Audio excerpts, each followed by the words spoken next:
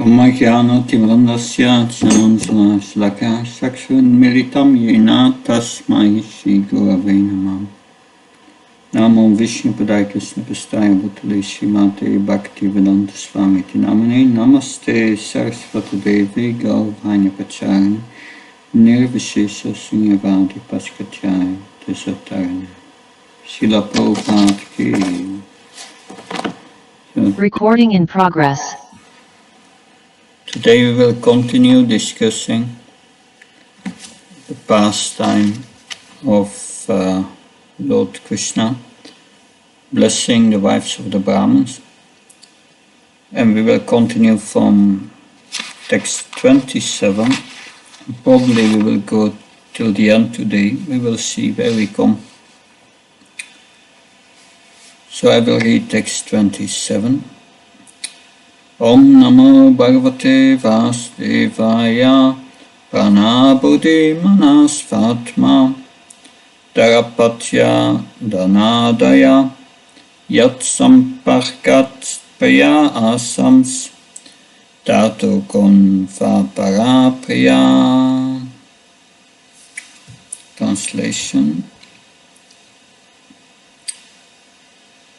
It is only by contact with the self that one's vital breath, intelligence, mind, friends, body, wife, children, wealth, and so on are dear. Therefore, what objects can possibly be more dear than one's own self? So, can someone read the purport, please? The word Yat Samparkat in this verse refers to contact with the individual self and ultimately with the Supreme Self, the Lord, who is the origin of the individual living being. By developing Krishna consciousness, one automatically becomes self-realized, and thus one's vital strength, intelligence, mind, relatives, body, family, and wealth all become enhanced and brilliant by the central influence of Krishna consciousness. This happens because Krishna consciousness is the optimum, efficient conjunction of the individual self, who is pure consciousness, with the Supreme Self and Supreme Consciousness, Krishna. So Jiva Goswami comments on this verse 27. Here we have a very short comment. Here he shows that Paramatma is dearer than the self. Prana, mind, intelligence, Shiva, etc. are dear because of contact with Paramatma and Amsa of me. So Jiva Goswami states here that as long as Lord Krishna's sweetness is not manifest, the individual soul will see his own self the most dear and lovable in the whole world. So this is described in this verse. Why is the soul so dear? Because the soul is connected to Krishna. This means that our connection with Krishna makes everything beautiful. Queen Kunti said in her prayers to Krishna that it is only because of you. It is because of you that our bodies, our relatives, our fame are dear to us. If you leave, then we will just be like empty, without meaning. So there will be no substance if you leave us. And it is only because of you that the earth is beautiful and that our kingdom is beautiful. If you leave us, our kingdom, then what will be the use of our kingdom without you? So Jiva Goswami, we have this small comment here on the screen, but he goes further in this analysis in his Priti Sandarbha. there he analyzes this verse that we are discussing now. He says the word swa means the pure soul. Atma means the material body. Yat samparkat means because of my contact with that. So this verse implies that as soul I am full of spiritual bliss and therefore I am dear to myself. The verse also implies that because I am his part and parcels, the Supreme Personality of Godhead, the Super Soul in my heart, is also dear to me. This verse also implies also the things in relation to me are dear to me. And so, thus the vital breath are dear to me because of their relation to the soul.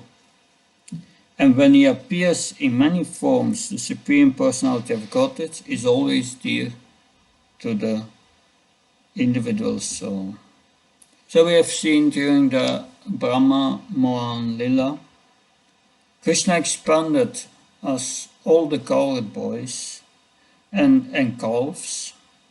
Everyone became so attached to their sons and the cows, and the cows wanted to give milk to the big calves and not to their babies. So text 21. You should thus return to the sacrificial arena, because your husbands, the learned Brahmins, are householders and need your assistance to finish their respective sacrifices. So that must be at first a bit shocking for them. He said, you first Krishna says, I'm happy that you are coming, but now he's saying you have to go back and assist your husbands. It's quite shocking. But let's see. Let's read the commentary of Vishwanath Chakravarti Thakur. Can someone read, please? Because you have heard from Garga and other sages that Paramatma is the same as myself. As Paramatma, I am continuously embracing your bodies. Therefore, Tat, return to the sacrificial arena. That may be, but how can we return there? Giving up you, who are directly the Paramatma standing before us. Your husbands need your assistance to complete the sacrifice. The sacrificial acts have been explained by me in the Vedas. Therefore, go and perform those activities according to my order, the Vedic injunctions.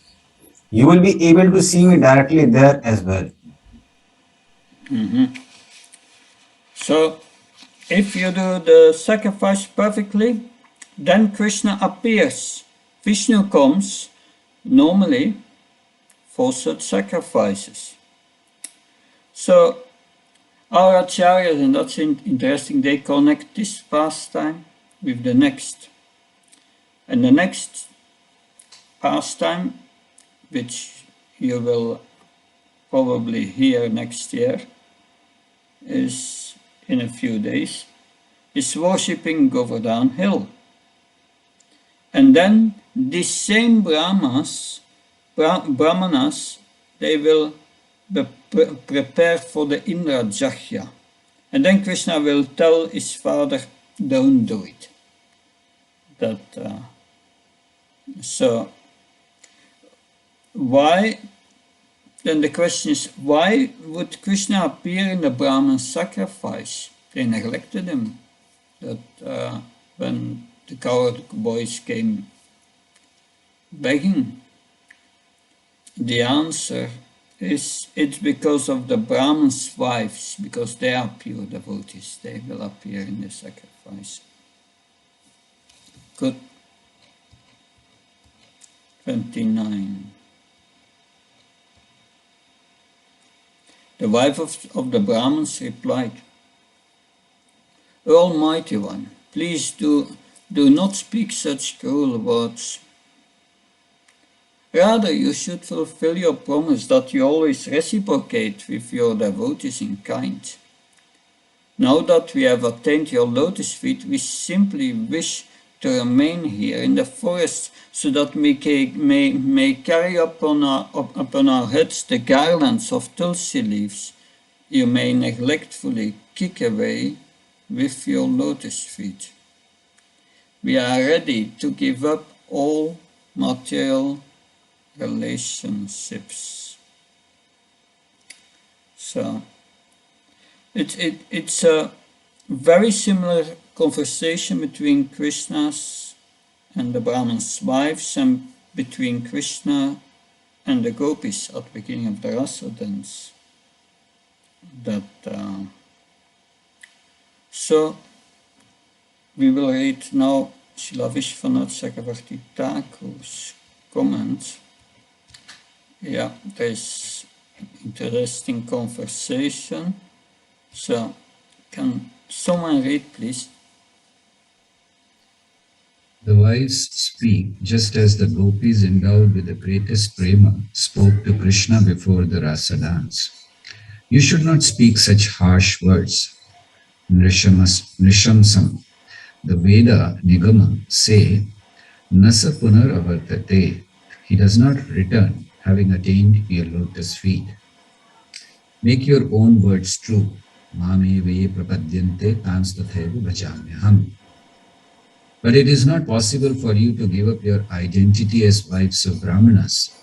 They answered, but we have taken the foot dust of you, a cowherd, to become your servants. No one can say that we identify ourselves as Brahmanas. Who can prove our words? Krishna said, those who are cowherd women are suitable to become my servants and lovers. If you will be embarrassed in front of friends with so many Brahmani servants, then we will not go to your village, but will remain in the forest of Vrindavan, like forest devatas, satisfied with the touch of your association. Therefore they say, from far off, we take the tulsi leaves fallen from your feet, or which, broken by the feet of your lovers embraced by you, fell under the bed and were given mercifully by your servants. We bind them in our hair. We do not aspire for being your dear beloved servants, since this is very rare. But will your friends not object? If they do, we will surmount that and come to you. Ati Langheya. So they are Brahmins' wives, so they know Shastra. There is also a comment from Sanatan Goswami. Here, we will also read that comment. If someone can start reading, please. Maharaj, Ma at the beginning indicates negation with intense pain. Do not speak cruel words such as, go to the arena to complete our husband's sacrifices. O Lord, spread inside and outside Vibho. You know our inside and outside completely. Others may say like this, but you, Bhavan, having a heart soft with merciful, should not say this because it is cruel. Or you are the moon in the ocean of nectar, Bhavan. You should not say anything which is hard without rasa. Not only are your words cruel, but also false. Make your words true. Previously they used Bhavan, now they use Tvam with Kurusva in order to express respect and devotion out of prema. Though by accepting them, the truth of the Vedas would be violated, since he surpasses the rules, the request should be fulfilled. Since devotees, the wives, are beyond rules and Krishna is directly the Lord, Shruti says, Nasa punar avartate, he does not return again. Devarshi bhutaptanena pittena nakinkaro nayam rinicha rajan sarvatmanaya sharanam sharanyam gatam mukundam parikritya kartam. O king, one who has given up all varnashrama duties and has taken full shelter of the lotus feet of Mukunda, who offer shelter to all, is not a debtor, or a debtor to or servant of devatas, great sages, ordinary living beings, relatives or petras. 11th canto, 5th chapter, verse number 41. Quote, if I bring you to Gokul, the Gopis will reject me and consider you like competitors. The leaves are dear to you. They are always on your feet and are competitors with Lakshmi. We aspire to carry on your heads those leaves constantly and with devotion. Ni Vodum. The Gopis cannot reject you by our rendering this one service, nor will they consider us competitors, or by serving you, we will serve them. We will completely surpass husbands and sons. Bandhun, we cannot accept them again. So now Kavikarnapuram in another Vrindavan Champam said, O mighty one, so that is the wife's arguments.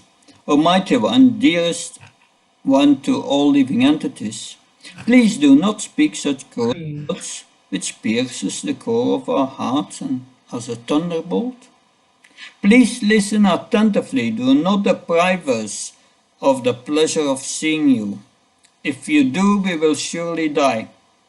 How can such a thing happen? Alas.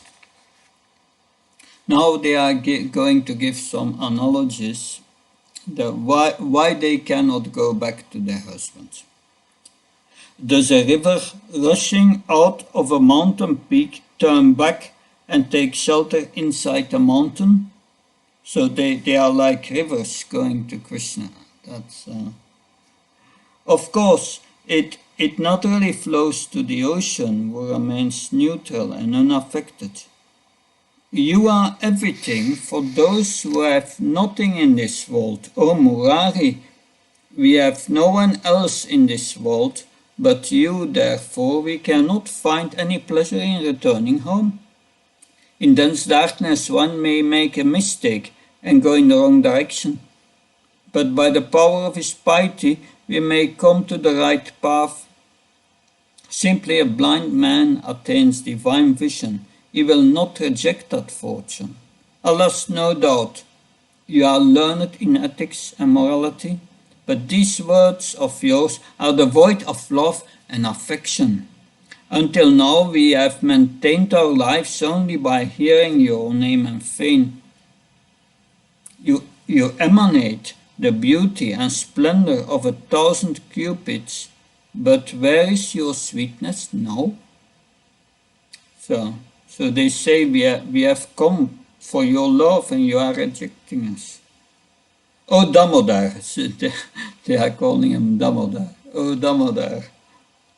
Although you are proud, please listen to us a few minutes. You promised that you never reject one who serves you and who says, O Lord, from today I am yours. So that's in the Ramayana, Now keep your promise. We have given up the dark cave of household life, which is nothing but a bitter path full of thorns of hard work. Please accept us as your maidservants. Our husbands, fathers, brothers, relatives, and friends will no longer take us back. They will reject us and laugh at us. Even the sinful people will criticize us. But despite all this, we offer our bodies at your lotus feet. O Lord, we humbly beg you to please show us your compassion. Please take control of the chariots of our minds and quickly grant our cherished desire.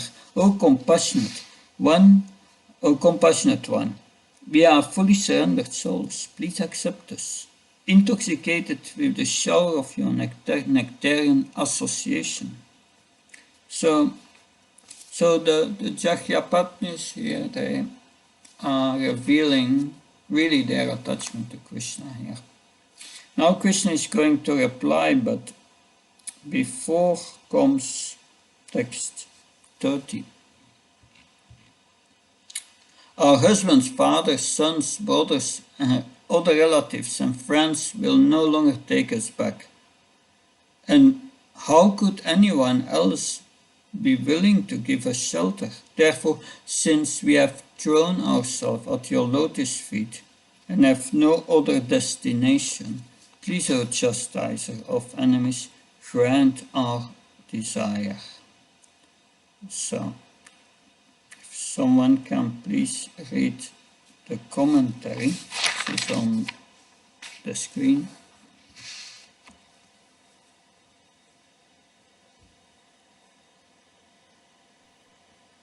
Divya Leela Mata ji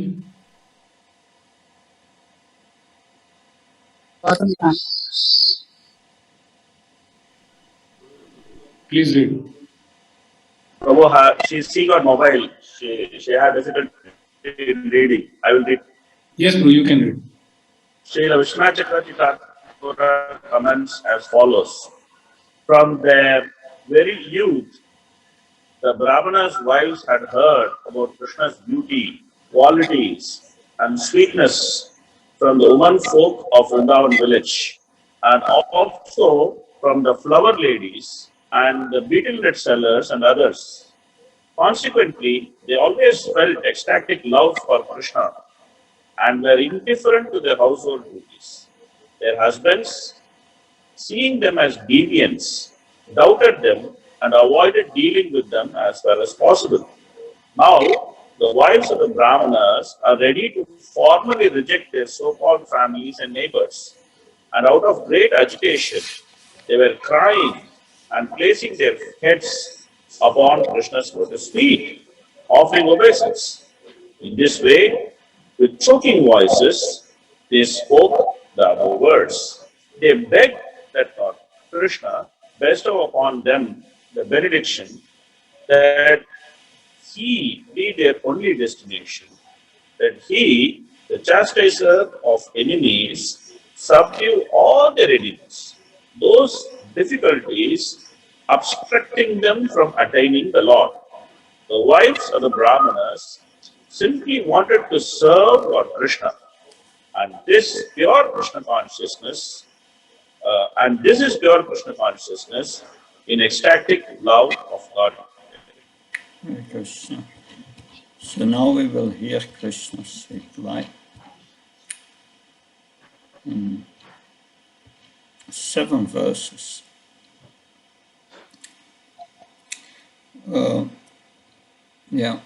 What I'll do is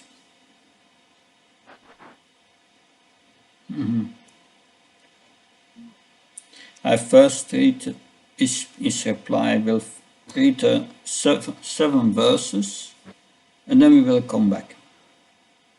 So the Supreme Personality of Godhead replied, rest assured that your husbands will not be inimical toward you, nor will your fathers, brothers, sons, other relatives, or the general populace. I will personally advise them of the situation. Indeed, even the demigods will express their approval. For you to remain in my bodily association would certainly not please people in this world, nor would it be the best way for you to increase your love for me. Rather, you fix your minds on me, and very soon you will achieve me. It is by hearing about me, seeing my deity form, meditating upon me, and chanting my names and glories that love for me develops, not by physical proximity. Therefore, please go back to your homes.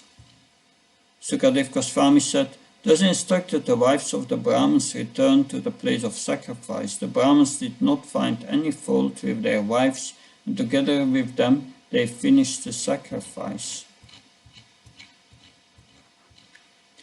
One of the ladies had been forcibly kept back by her husband.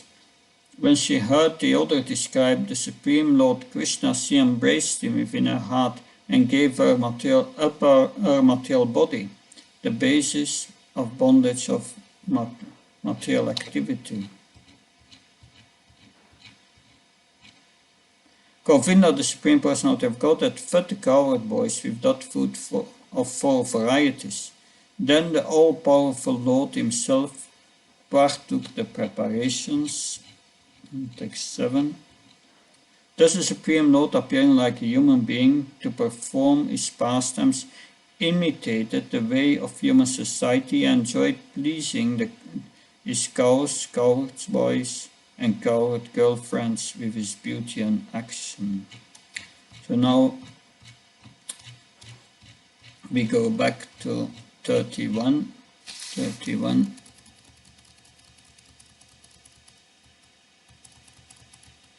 I read the verse again. The Supreme Personality of God had replied, "Rest assured that your husband will not be inimical toward you, nor will your fathers, brothers, sons, other relatives, or the general populace. I will personally advise them of the situation. Indeed, even the demigods will express their approval." So everyone is covered, don't worry. That's so we have here Vishwanath's commentary on 31. If someone can read the commentary. Now I can read, ma'am. Yeah, please. Because you are in love with me, you should do what will please me. You should not do something which is not desired by me. Do not be stubborn, but return to your homes. But they would answer, O best of the ignorant, having disobeyed our husbands and treating them like grass, leaving the house, if we return, they will prevent us from entering. Angry, they will threaten to kill us. Krishna answers with this verse, your husbands will not find fault with you. There is no use in unfounded fears. What to speak of others, such as mothers and fathers? Why? They will not find fault even if we are to intimately associate with me, which you have not done now, because they know that I am the Lord. Your husbands, seeing the devatas at the sacrifice, will ask them, and they will also approve. The wise men and devatas have also approved of me, the Supreme Lord, in this matter. Thank you. So Krishna says, I will personally advise them of the situation. I'm just wondering in what way did he do that to their heart? We will see a little further. Text 32. For you to remain in my bodily association would certainly not please people in this world, nor would it be the best way for you to increase your love for me. Rather, you should fix your mind on me, and very soon achieve me. So, the purpose of the relationship with Krishna is not to be constantly in contact with him. That's what the point is saying here. Not to be constantly in contact with him. That we will try to understand that more deeply. Can someone read first the purport, please? The Lord pointed out that people in general would not appreciate a loving affair between Lord Krishna, who superficially was appearing as a cowherd boy, and the wives of the Brahmana community. Also, the Brahmana ladies' own devotion and love would increase most efficiently in separation. In other words, it would be best all around if they continue to fix their minds on Lord Krishna and thus went on with the process they had been practicing throughout their lives. The Lord and his bona fide representative, the spiritual master, expertly engaged the Lord's devotees in different types of service so that all of them can quickly return to his lotus feet.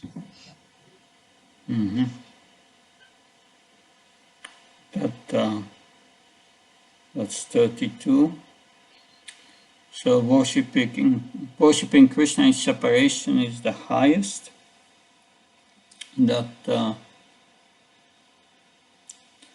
So I think Hari Lila Prabhu, you want to say something? I see your hand is up. No, Maharaj. Yeah, okay.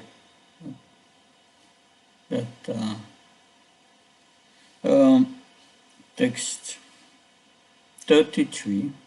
Yeah, first we can read also Vishwanath Chakravarti on 32. Please read. Hare Krishna Maharaj. Will our desire ever be fulfilled? Asking this with the tears in their glancing eyes, they then listen to his answer. Direct contact with me in this world of men will not produce love or increase attraction for me. Longing in separation will create more intense attraction to me.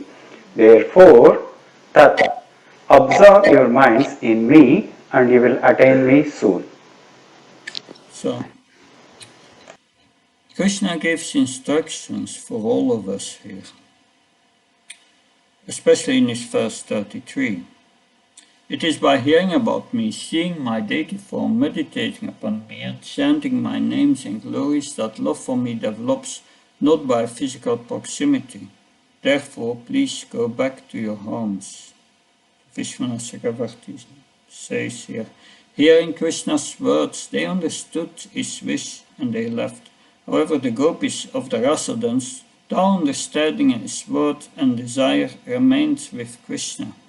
From this it is understood that in prema there is certainly never any loss. Yeah, so that was not so easy with the Gopis. They remained. Now they have to go back and do their sadhana and develop their feelings of separation. After having met Krishna, then their love will increase. From Garga Samhita, chapter 21, there is something mentioned about their destination. There it said, O Brahmanis, you are all very fortunate to have come here to see me. Now without any fear return to your homes. After having attained the result of this jagya, your pure-hearted Brahman husband will go by your spiritual power to the supreme abode of Golok, which is beyond the world of matter. So by their mercy, their husbands will go back to Godhead. That's so the husbands and wives will go to Goloka, Vrindavan. Text 34. So, Srila Sukadev Goswami said, thus instructed the wives of the Brahmins returned to the place of sacrifice. The Brahmins did not find any fault with their wives, and together with them they finished the sacrifice. Someone can read the purport, please. Yes, Maharaj. Purport: the wives of the Brahmanas obeyed Lord Krishna's order and returned to the sacrificial arena of their husbands, whereas the Gopis, although ordered by Krishna to go home, remained in the forest to dance with him through the full moon night. Both the Gopis and the Brahmanas' wives achieved pure love of Godhead. So the Gopis did not go home. They disobeyed Krishna's order, but still got perfection. Now, Vishwanath Chakravarti Thakur's commentary. Can someone read, please? That sacrificial arena, Tatra, there was one Brahmana lady situated at the back, was forcibly held by her husband. She gave up her body produced by material karma, not her body filled with prema. She embraced Krishna with a body filled with prema, attained by a strong desire in separation.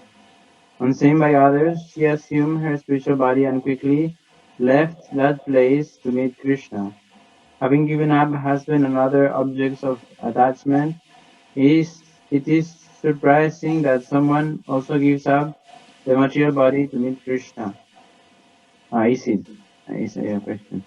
In order to show the strength of prema, the Lord's mercy made her give up the material body at the time of meeting Krishna and receive a spiritual body of prema. Like a touchstone, this action transformed the other wives' material bodies into spiritual bodies as well. Thus, from that day onward, they did not associate immediately with their husbands. That is not possible for Krishna's Kripa Shakti. What is it not possible? One cannot say whether the one Brahmana lady was superior in her bhakti or the others or not, since there is no indication given in scripture. But in any case, all became perfect by the mercy of Krishna. That is clear. There is a saying, Kripasiddha Yagya Patni Vairachani Sukadayaha. The wife of the Brahmanas, Bali Maharaj, Shukadev, and others are all Kripasiddha. Okay, we will discuss that a bit further, these points of this last paragraph. But first we go to Kavikarnapura, Ananda Vrindavan, Champu. Seeing that their wives had become liberated souls, those effulgent, bright-minded Brahmins smiled happily. They showed more respect to their wives than ever before. Now they honored their wives more than they did before. They honored their wives more than they did the Shastras, Gurus, and other exalted Brahmins. It is not surprising. They stood up and greeted their wives with great affection. One who is deeply in love for someone who is in love with Krishna will also develop affection and love for Krishna. So the wives are back now, and they became their guru and their spiritual power. So it's a very instructive pastime. It's not by learning austerity and so on that one learns to love Krishna. That text 35. So this is of this particular lady. One of the ladies had been forcibly kept back by her husband. When she heard the other describe the Supreme Lord Krishna, she embraced him within her heart and gave up her material body, the basis of bondage to material activity. Can someone read the purport, please? The lady described here was especially devoted to Lord Krishna. Upon giving up her material body, she immediately attained a spiritual body and left the sacrificial arena to join the Supreme Personality of Godhead. So she immediately left. So this wives of the other example of the wives of the Brahmins is that they are Kripa Siddhas. What is a Kripa Siddha? Srila Prabhupada explains like Sadhana Siddha means you have to work. Someone works to get a lot of money, and by working hard, money comes, and that is Sadhana Siddhi. But Kripa Siddhi is some rich man comes here and gives you immediately the money. You get it, and do what you want with it. So that is Kripa Siddhi. So they were Kripa Siddhis. By the mercy of Krishna, they got this love of Godhead. They got special mercy of Krishna. There are a few more in that category of Kripa Siddhi. We have Bali Maharaj, Sukadev Goswami, because Krishna blessed him in the womb that he would be liberated. And here the wives of the Brahmins. So they did not follow the regulations of the Shastra. Sukadev Goswami did not get initiation. Bali was a demon, Bali Maharaj. So that is mentioned in Bhaktivedanta in the Nectar of Devotion, that in a verse quoted by Srila Vishwanath Chakravarti Thakur, in which these three are mentioned. So we will also read the commentary of Vishwanath Chakravarti Thakur. So please read. As he is Bhagavan, possessor of all powers, in front of him the Brahmana woman gave up her material body. But as Govinda, her senses attained him for pleasure unseen by others. That is the significance of word api in this verse. With that food which was actually insufficient to feed the great number of boys, he satisfied them all. The ka in Gopakan indicates his merciful attitude towards them. Though he had no desire to eat, he also ate to show mercy to the cowherd boys. That is the significance of Swayam Cha, he also. He had no desire to eat because he was feeling remorse at having made the Brahmana's wife break their vows. Thank you. So we have text 36. Govinda, the Supreme Personality of Godhead, fed the cowherd boys with that food of 4 varieties. Then the all-powerful Lord himself partook of the preparations. So Bhurijan Prabhu said, why did Krishna not want to eat? Well, Srila Vishwanath Chakravarti Thakur said, Krishna did not eat because out of remorse, did not want to eat because out of remorse for not satisfying the wives of the Brahmins. Krishna felt bad about it. Interesting. And also, that is what Vishwanath Chakravarti Thakur says in this purport.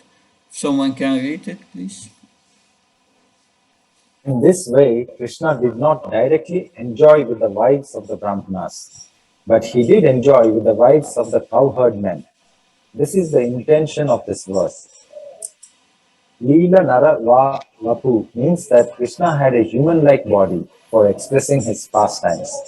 It indicates that because of the predominance of the Leela Shakti over other Shaktis, such as Saita Sankalpa Shakti, fulfillment of his desires, the pastime with the Brahmana's wives did not culminate in direct enjoyment. Having the cows, cowherd men and women follow him, Anusilayan, by his form, words and actions, he increased their bliss and enjoyed himself. Gopi here refers to the young gopis rather than those endowed with parental affection because of the time and context of the verse. The opinion that Krishna did not enjoy with anyone before the rasa dance is defeated in this verse. Sukadeva indicates Krishna performed many pastimes similar to the rasa dance with the women of Raja, but these were unmentioned by me. Interesting. It's 37. Thus the Supreme Lord, appearing like a human being, to perform his pastimes, imitated the ways of human society. He enjoyed pleasing his cows, cowherd boyfriends, and cowherd girlfriends with his beauty, words, and action. Someone can read Srila Vishwanath Chakravarti Thakur's comment, please. The Brahmanas remembered Krishna constantly and were repentant because of the auspicious presence of their wives. This verse speaks of their repentance because yet we have ignored the request of the Lord of the universe, we are offenders. What was type of Lord? He and Balaram were ones who builded us. Ni Vidam Bayo in begging food.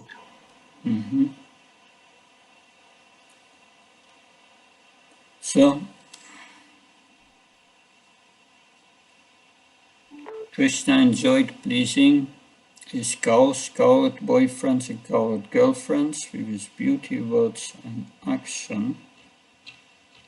Then the Brahmins then came to their senses and began to feel great remorse. They thought, we have sinned, for we have denied the request of the two lords of the universe, who deceptively appeared as an ordinary human being. So that means they didn't understand who they were. That's interesting. Someone can read the purport, please. Lord Krishna and Lord Balaram did not try to deceive the Brahmanas. They straightforwardly requested food from them. Rather, the Brahmana deceived themselves, as indicated by the Sanskrit word Nru Vidhambaha, which means Krishna and Balaram were bewildering for an ordinary human being who considers them as to be human. Still, because the wives of the Brahmana were great devotees of the Lord, the foolish Brahmanas received spiritual benefit and finally came to their senses. Yes, by the mercy of their wives. 39. Taking note of their wives' pure transcendental devotion for Lord Krishna, the Supreme Personality of Godhead, and seeing their own lack of devotion, the Brahmins felt sorrowful and began to condemn themselves. That's 39. Now, 40. The Brahmins said, to hell with our threefold birth, our vow of celibacy, and our extensive learning. To hell with our aristocratic background and our expertise in the rituals of sacrifice. These are all condemned because we were inimical to the transcendental personality of Godhead. So that's verse 14. So yes, someone can read the short purport. Hare Krishna Prabhuji, I am not in a position to read as I am driving, so next student can read this. As explained in the definition above, the word trivit, janma, or threefold birth, refer to physical birth, Brahmical initiation, third, initiation performance of Vedic sacrifice. Everything is useless if one is ignorant of the absolute truth, the Supreme Lord Krishna. Yes, that is also mentioned in 128. Dharmas vanusitapum sa vivakshana katasya notpadyat yatiratim shama kevalam. The occupational activities a man performs according to his own position are only so much useless labor if they do not provoke attraction for the message of the personality of Godhead. So someone can, well, I will read it short. Vishwanath says, if the yogis who practice Ashtanga yoga also become bewildered, what can be said of us involved in so much karma? Although we give instructions to others, Gurava, we have been bewildered by Maya concerning the real goal of our lives. Yes. 41. The illusory potency of the Supreme Lord certainly bewilders even the great mystics, what to speak of us. As Brahmins, we are supposed to be the spiritual master of all class of man, yet we have been bewildered about our own real interest. And so here they say that, yes, their wives are their guru. Can someone read the purport of Vishwanath Chakravarti Thakur, please? Though we are husbands or fathers-in-law and act as guru, the women have become successful, and we have fallen in the blind well. That is expressed in this verse. They possess a love for Krishna which is impossible for us to understand. Duranta Bhavam. Just see their prema directed towards Krishna. Pashyata. Ha indicates that the women had symptoms of choked voice, shivering hairs standing on end, and change of color. But it is improper for women to show love to those other than their husbands. Though the women should regard their husbands as guru, what can one say when the guru of the universe appears directly before them? This love for the guru of the universe immediately cut the bondage of attachment to husbands, sons, and house. As we no longer see those attachments in them, they are our gurus. In this way, the husbands began thinking of their wives as gurus, not as their wives. Right. Just see the unlimited love these women have developed for Lord Krishna, the spiritual master of the entire universe. This love has broken for them the very bonds of death, their attachment to family life. So when they came back, they showed all these forms of ecstasy, all these hair stand on end and shivering and so many symptoms. And they also found out they are not interested in us anymore, no attachment to us anymore. And so they understood how much they were spiritually advanced. So someone can read the purport, please. Hare Krishna. Superficially, the husband's father's father-in-law and so on were the ladies' gurus or teachers. Yet, the woman had become perfect in Krishna consciousness, whereas the men had fallen into the darkness of ignorance. According to Srila Vishwanath Chakravarti Thakura, upon returning home, the ladies showed transcendental ecstatic symptoms such as trembling of the body, shedding of tears, standing of the bodily hairs on end, discoloration of the complexion, crying out, "Oh, pleasure of my life, oh Krishna," with faltering words, and so forth. Srila Vishwanath Chakravarti goes on to state that while one may object that it is not fitting for a woman to love anyone other than her husband, here the husbands themselves point out that they are gurus only in imitation of the Supreme Lord, who is Jagat Guru, the universal teacher and the spiritual master. The husbands noted that the woman, having perfected their transcendental attachment for Krishna, did not have even trace of attachment left for home, husband, children, and so forth. Therefore, from that day on, the husbands accepted these ladies as their worshipable spiritual masters and no longer thought of them as their wives or property. Hare Krishna. Right. So their attitude changed. So text 33:44.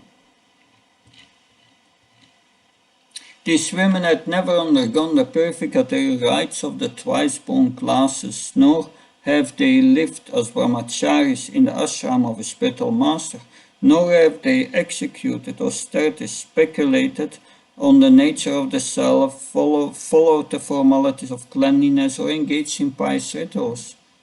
Nevertheless, they have firm devotion for Lord Krishna, whose glories are chanted by the exalted hymns of the Vedas, who is the supreme master of all masters of mystic power. We, on the other hand, have no such devotion for the Lord, although we have executed all these processes. So someone can read the purport, please. According to Srila Sridhara Swami, the husbands were not aware that their wives had occasionally associated with residents of Vrindavana, such as the flower ladies, and had heard about the beauty and qualities of Krishna. The Brahmanas were astonished at their wives' loving devotion for Lord Krishna, not realizing that this devotion had developed as a result of hearing and chanting about the Lord in the association of his pure devotees.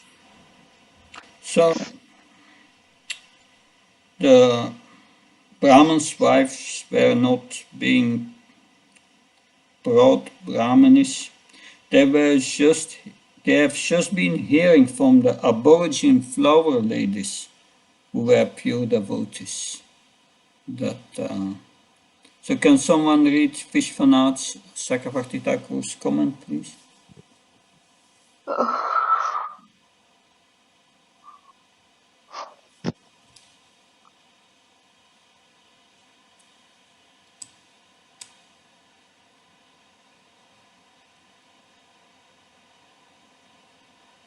Can someone read? Is it possible? We cannot understand the reason for extraordinary development of love for Krishna seen in our wives.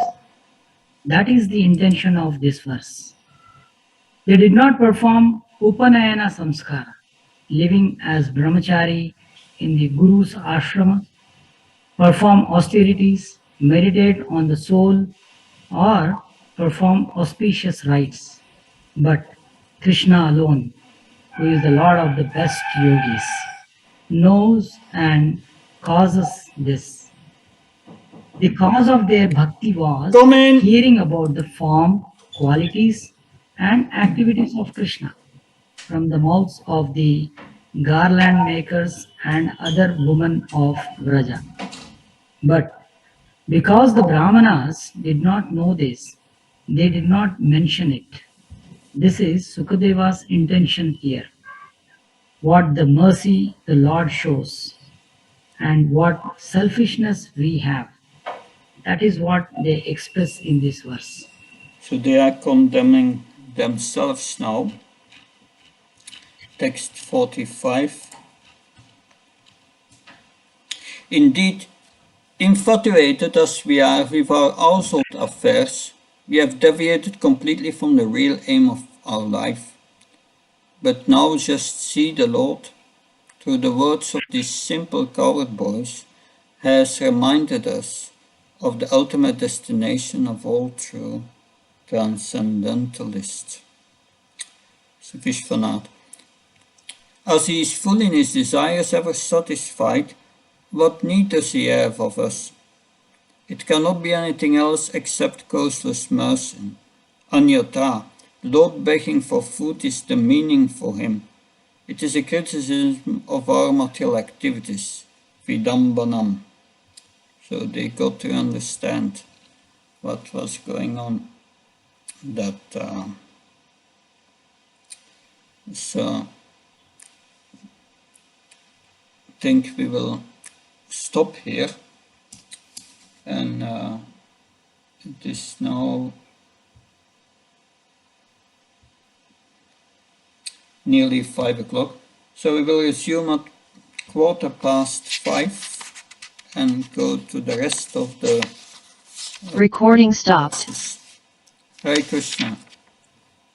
See you soon.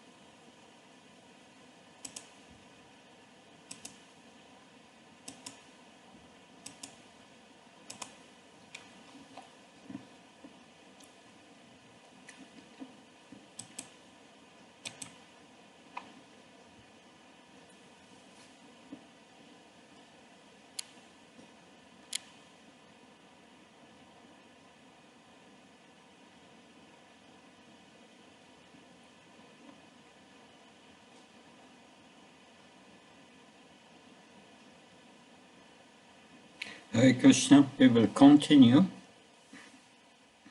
That can start recording again.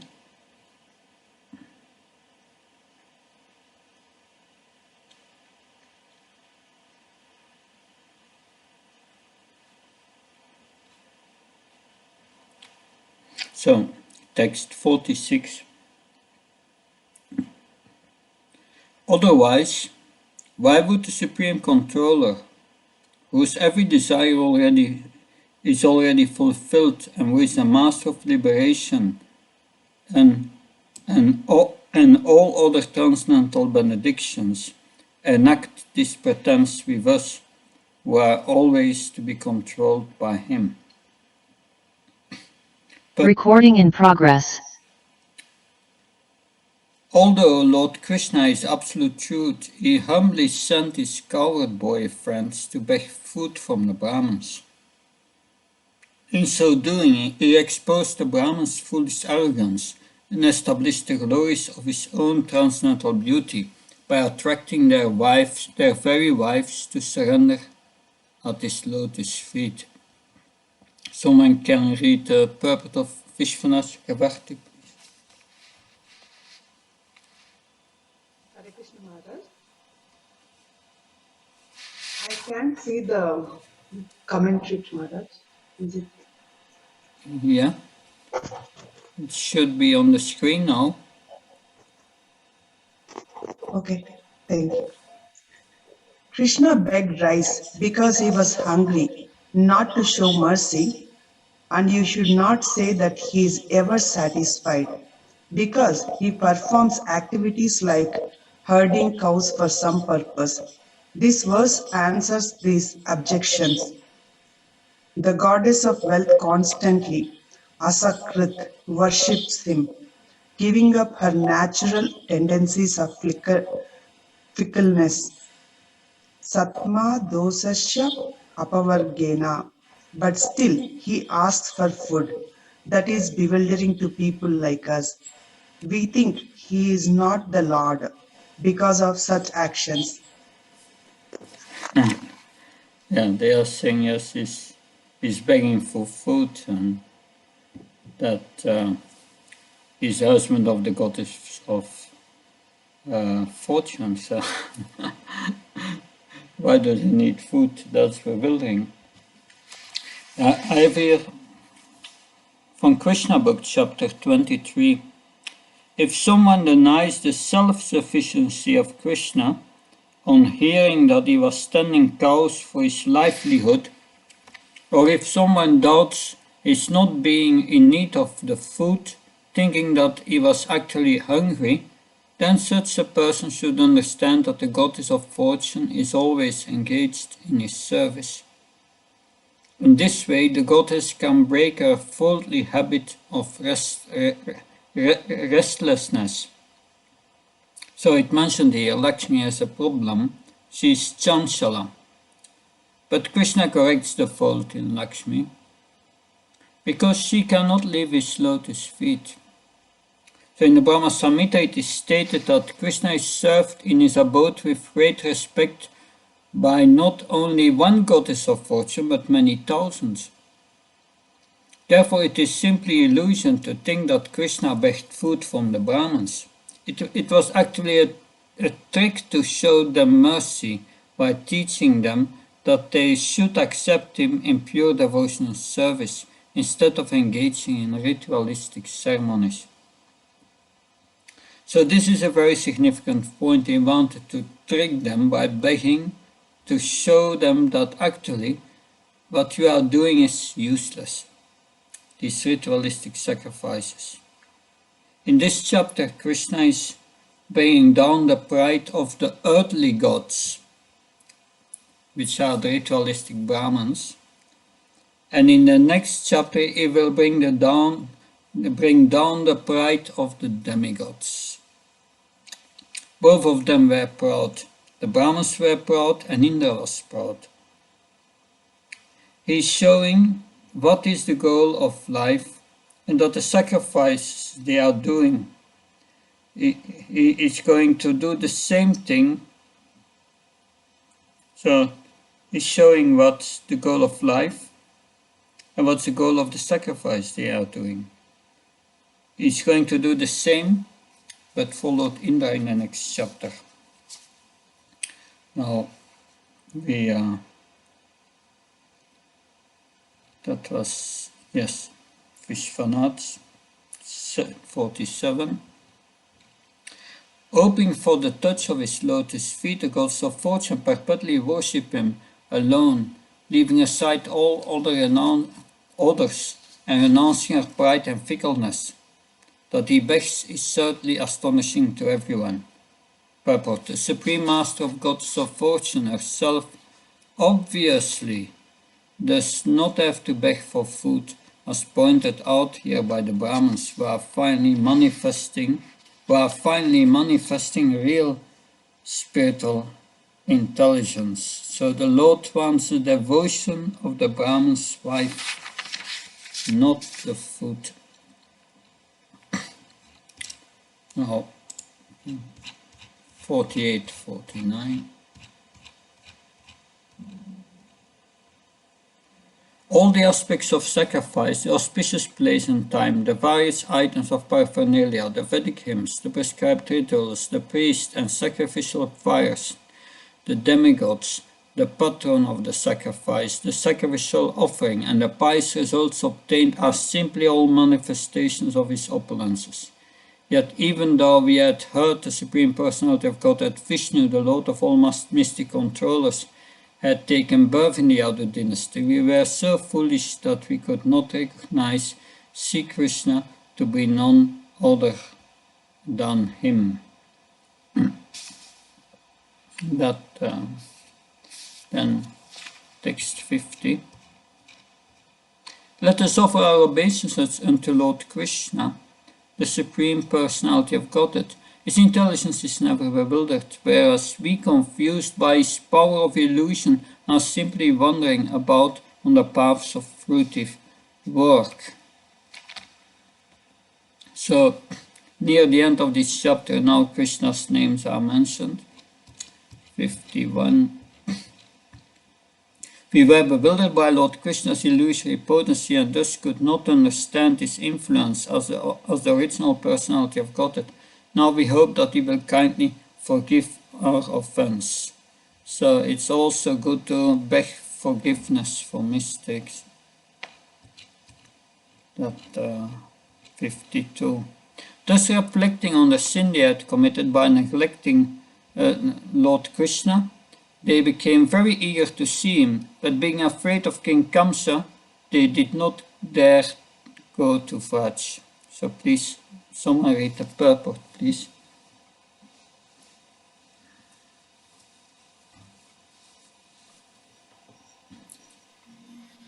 Realizing their offenses against Lord Krishna and finally appreciating his almighty position, the Brahmanas naturally wanted to rush to Vraja and surrender at the lotus feet of the Lord. But they were afraid that Krishna would certainly kill them Kamsa would certainly kill them when his spies reported that they had gone to Krishna. The Brahmanas' wives were absorbed in ecstatic Krishna consciousness and thus went to Krishna anyway, just as the Gopis. Simply to dance with the Lord, travel in the dead of night, thought through a forest inhabited by wild animals. But the Brahmanas were not on such an advanced platform of Krishna consciousness and thus overcome by fear of Kamsa, could not see the Lord face to face. Hare Krishna. Sure. So we are now at the end of this pastime. These Brahmins were not yet pure devotees. That in the next chapter, these same Brahmins will prepare for the Indra Jagya. What were their nectars discussed in this chapter? So the pastime first illustrates the fault of indifference. Indifference arising out of pride due to high birth in the varnashram system. Those who become devotees and become proud who think, oh, I've got Brahminical initiation. We are not born in Varnashram, but in Nectar of Devotion, Srila Prabhupada does not only mention the caste Goswamis, but also those who get Brahman Diksha, who become proud and fall down from the principles. I've here to end a quote of Nectar of Devotion, which discusses the quality of Krishna, happy. It is from chapter 38, Nectar of Devotion. The Gopis are instructing the wives of the Brahmins. Not even a slight distress can touch Krishna. Once some of the Gopis went to the place where the Brahmins were performing sacrifices and said, "Dear wives of the Brahmins, you must know that not even a slight smell of distress can touch Krishna. He knows no loss, he knows no deformation, he knows no fear, he knows no anxiety, and he doesn't know calamity.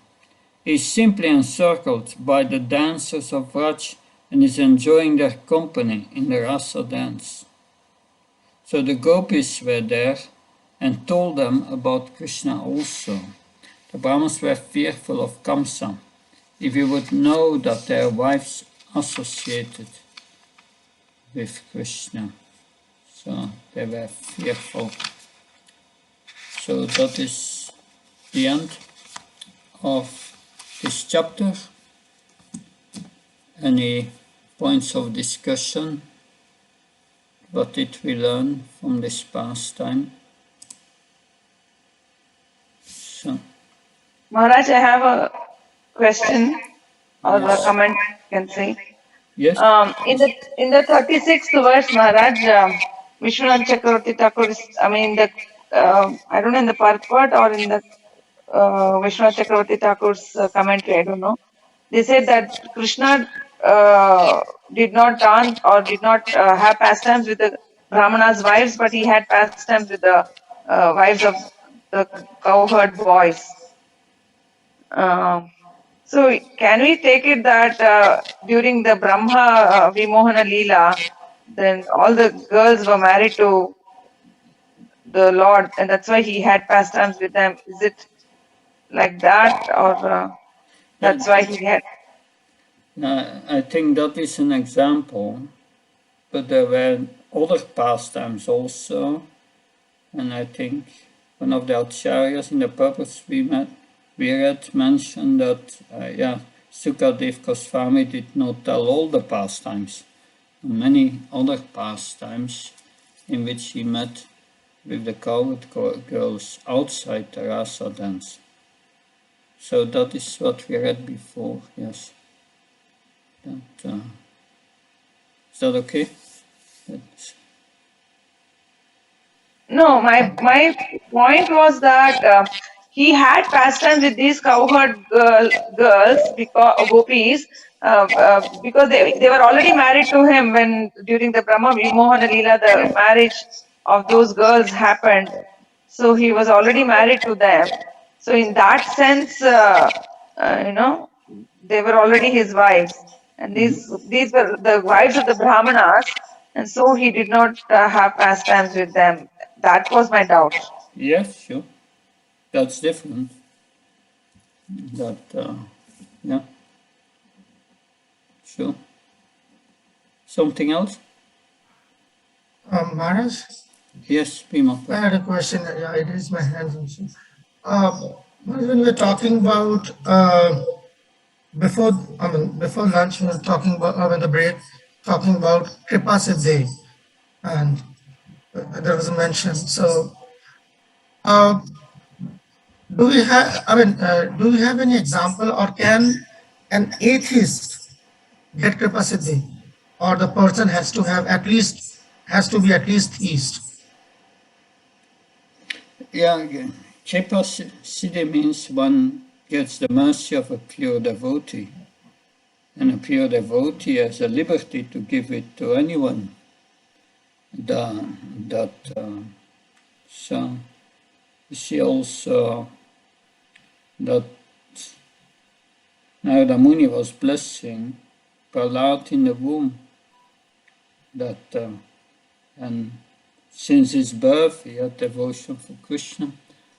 Just he did not undergo any sadhana or something. That yes. So it depends on the devotee who can give this capacity, the pure devotee. Yeah. I mean, Siddhi, as we understand, is to be perfection, right? Siddhi means perfection, yeah. So that means the person doesn't need to do any sadhana after that. That one get the results, the goal of life without any sadhana. Just the pure devotee gives it. But these are very rare. But the examples are also mentioned of Nectar of Devotion. Yeah. Prahlad got prema just by the ardent blessings of Narada Muni. But generally that does not happen. Yeah. No, because I'm seeing in the chat room somebody wrote that Jagai Matai got Kripa Siddhi. So I mean, whether that can be called Kripa Siddhi by Nityananda Prabhu, like deliverance somebody and giving him prema, these two things, different things. Yeah, Same. that's also an example. Jagai and Madai, of course, they were feeling repentant, and then the Lord agreed, gave the blessings that they had to get the blessings as of Lord Nityananda. But yes, that's also an example. They were very, very fortunate. Thank you, Maharaj. Thank you. Thank you, Maharaj. Thank you. Mother Hema Gopi? Hare Krishna Maharaj. I have few questions, so maybe I can wait till all devotees have asked. If well, you can start maybe with one question. Krishna gave the same instruction to the wife of the Brahmanas and to the Gopis. And wife of the Brahmanas obeyed Krishna and went back home. And the Gopis disobeyed Krishna and stayed there for Rasa Leela dance. And Gopis are still considered higher than the Brahmana wives. How is it so, Maharaj? Because they have actually obeyed Krishna's words and understood his desire. Like that. Yeah. You have 7 stages of prema.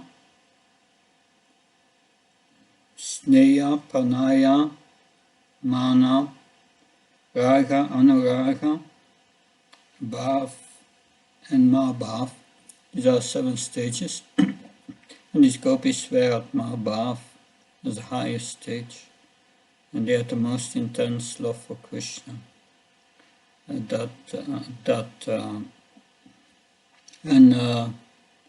Krishna gave these instructions, you should go home, do your duty for your husbands, and that meditate on me in the super soul and so on.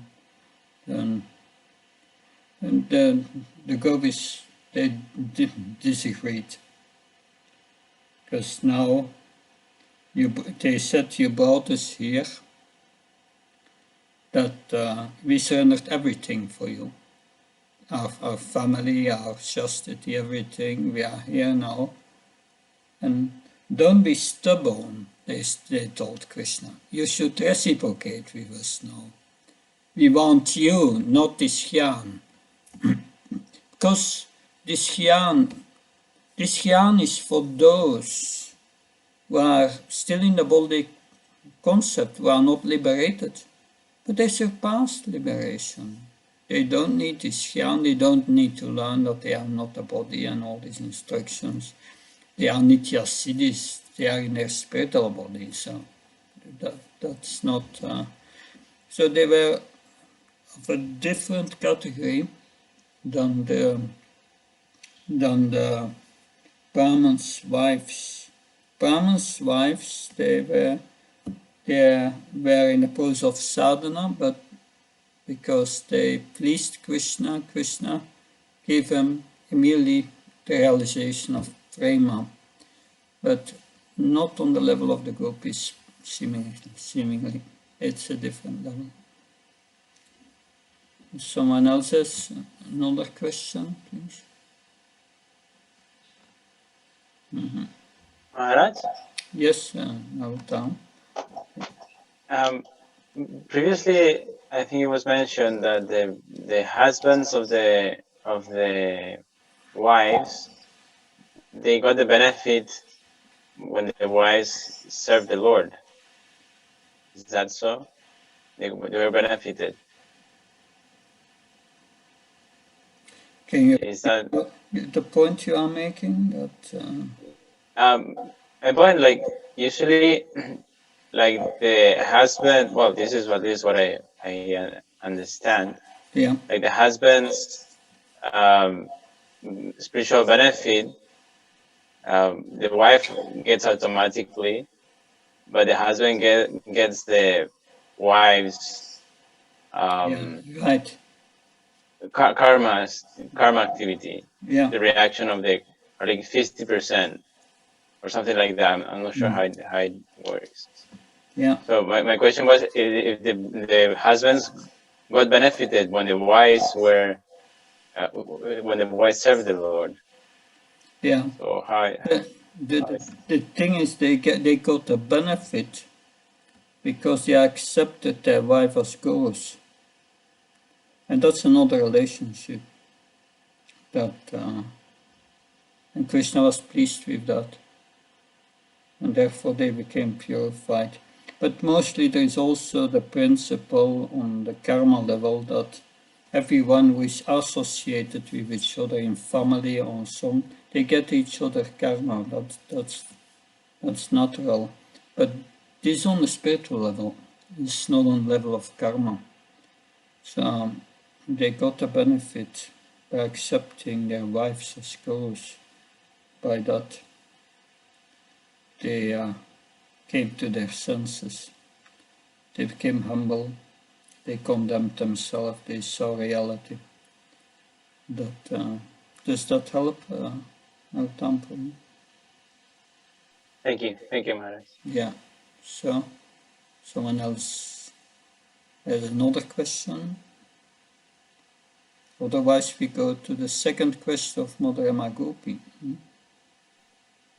Maharaj, Hare Krishna. Yes, Srinivas. Maharaj, that Mataji was saying, Rasamai Mataji, it's like they got married to Krishna, that's why he was having pastime. But in one of the song, it is said that Parakiya Bhave Brajete Prachar. He enjoys with others' wives. Yeah, but of course, when Krishna expanded himself as in all the cover boys, that does not mean that these gopis who were married to Krishna were aware that they were married to Krishna. No, it was with their husband, which had the same form, that Gopa form, but they became very, very much attracted to him, because it was Krishna. That's Yoga Maya. So then later, when it remained Parakiya, because the gopis were thinking they were married to someone else, not with Krishna. You understand that point that I'm making?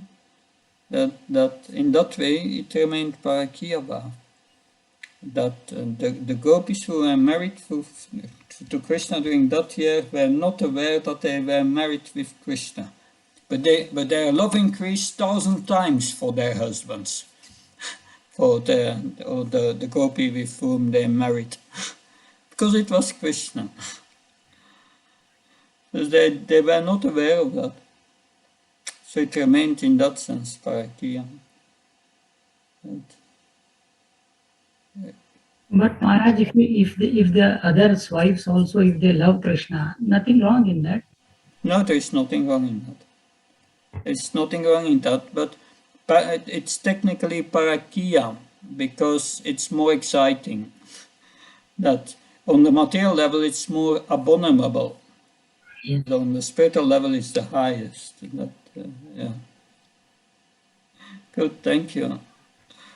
Okay. Maharaj, Yes. second, on that point, what Mataji and then later on Srinivas Gopinath said, as far as we understand, like this apparent marriage of the gopis with Krishna, that is also like it's like more apparent because that is what is the like crux of, as he said, Parakya Bhav. That means actually nobody is married to Krishna. It's like it's married, then that is already there in Dwarka.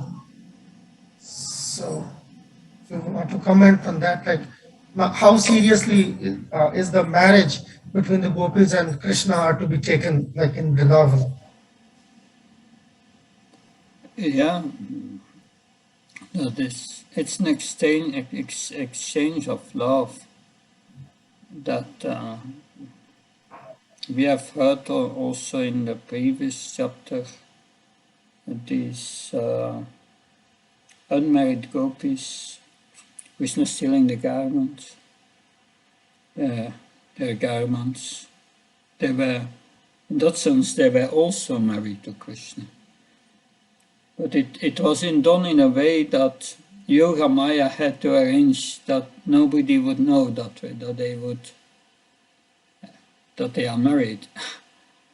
So in that sense, it's a pastime. It's Yoga Maya organizes this so that this intense love of Parakya Bhava, of Parakya, this prema can be manifested. Yeah. Thank you, Maharaj. Thank you. So, yes, Prabhu. I see under your name is Divya Lila Devidasi, but Yes, Maharaj, that's my wife's ID. So yeah, okay. We are on the same ID. Both of us sitting in the class on the same ID. Okay. I just wanted to make a comment on this whole thing. If you permit, I can make a comment, small comment. You are welcome. In Brahma Samhita, in the verse, the purport of the verse, Ananda Chinmaya Rasa Pradibhavita Vistabhige Virupathi Atla Goloka Yeva Nivasati Aglatma Govinda Madi Frisham Tamaham Jami. Bhaktivedanta Saraswati Thakur has explained this this matter. Actually, he has explained that the sambandha between Krishna and Jiva is always Swakiya. There is no Parakiya sambandha between Jiva and Krishna because the Jiva naturally belongs to Krishna. Yes, sure. But Bhava is Parakiya in case of Raja. So the sambandha is Swakiya and Bhava is Parakiya. So probably that resolves everything when we understand that the sambandha is always Swakiya.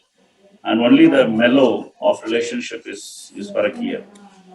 And also, it is explained by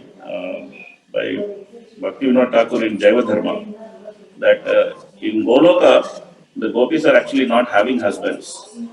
They are only thinking that they are married. And when the gopis appear in the Bhauma Leela, their thought process takes the form of the husband. So that's what I have read from David. Yeah, that's interesting. So it's actually not that they are married. They have a thought process, and the thought process takes the form of a husband normally. Yeah, in Goloka Vrindavan, it's a bit different. They are thinking that they are married, but they don't have husbands. They have this thought process that they are married. Mm-hmm. So therefore, Therefore, Bhaktivedanta Saraswati Thakur specifically addresses the so-called difference in expression between Jiva Goswami and Vishwanath Chakravarti Thakur about the Gopis' marriage to Krishna. And then he says that both of them are actually meaning the same thing. One is talking about the Sambandha, the other one is talking about the Bhava. So ultimately, there is no difference between these two.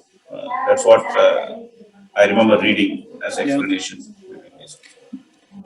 The bhava indicates the intensity of love. That an intensity of the gopis in Parakya is the highest intensity. That yes, different bhavas. Thank you, Prabhu. Very interesting points. So, Mother Hema Gopi, you have another question? Maharaj, the Brahmana's wives had a realization that Krishna is Supreme Personality of Godhead. So was there prema in like Aishwarya Yukta prema, not Kevala prema? Yeah, that's the important. That's a good question. That it's difficult to say because the Brahmins were doing sacrifices for elevation to the heavenly planets. That indicates that their mood is Aishvarya. But at the same time, they were instructed by the Pulindas, by these aborigines who were Kevala Bhaktis. So it seems to me to go towards Kevala Bhakti, pure love, without any because they lost interest in their husband in all health. So I think due to the their association with Kevala Bhaktis, they obtained the same quality. That's that's what I think. That there's Kevala Bhakti you find in Vrindavan. That's the Raj, presence of Raj. You had another question? We were talking about yesterday or day before, their wife is being addressed as in a singular because it can mean a group or it can mean one special gopi like that. And is that special gopi the one who died in separation from Krishna, for whom Krishna, is that something, is there an understanding like that? Is it a wrong understanding? Somebody, one of the gopis who was forcibly stopped by her husband, she left her body and she already attained perfection in spiritual body. So that it was not a gopi, it was one of the Brahmins. Right. But when I read this, I was thinking the same as you are expressing. That this is referring to this particular Brahma's wife that was held back. That we see it's similar in the case of the gopis when Krishna plays the flute. Some cannot go out and some leave their body. So, and in their spiritual body they go. And that's the same thing what happened here. That she could not go out and she said to the husband, "You are stopping my body. You can have my body. I'm leaving in my spiritual body." That's very interesting.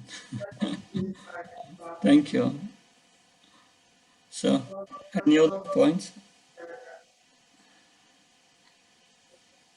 There is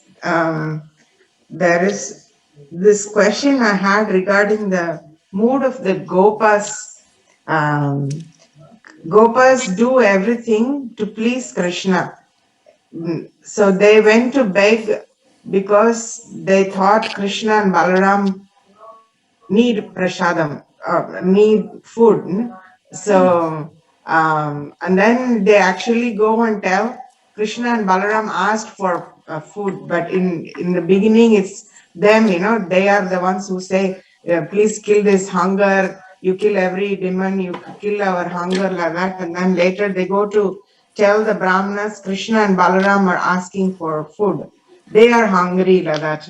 So I'm just trying to see like correctly how to understand that they were trying to say that to please Krishna without ulterior motives.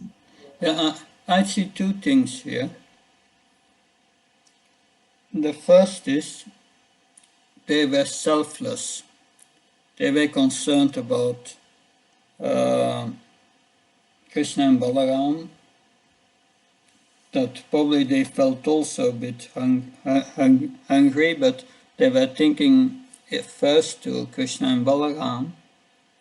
So it's selfless, it was to serve Krishna. The second point is these pastimes had to take place and Yoga Maya organized the whole scene so that it could take place.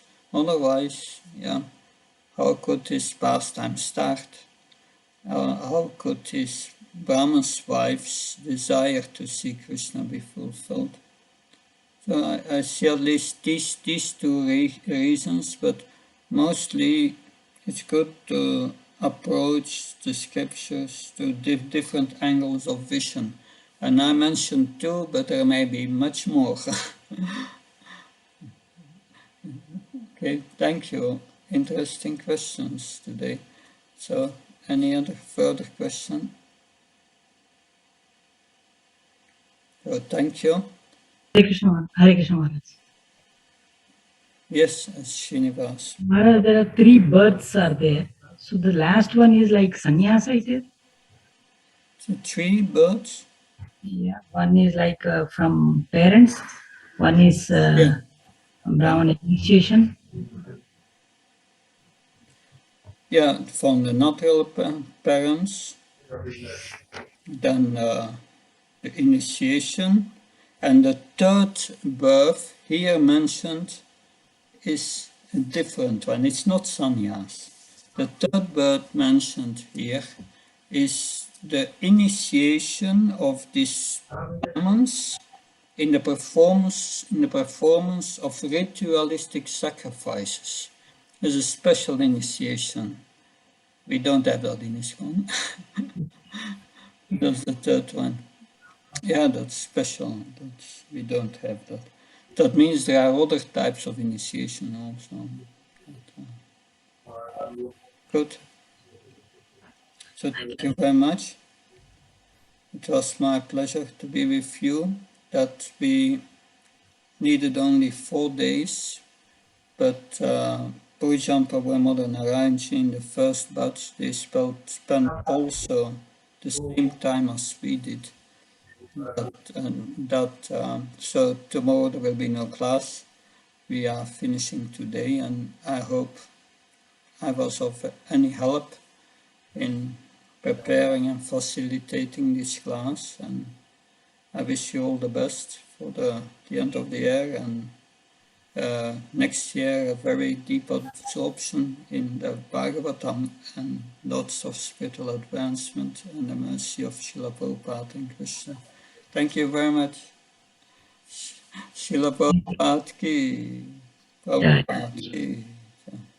Thank you, Maharaj. Suriness Bhakti Prabhu Swami Maharaj ki jai. Yeah. Maharaj, we also want to thank you from Mayapur Institute and all the students for sparing your valuable time and embellishing our learning with the commentaries of Acharyas, Purijan Prabhu. So, deep gratitude from the core of our heart, Maharaj. Thank you. Thank you.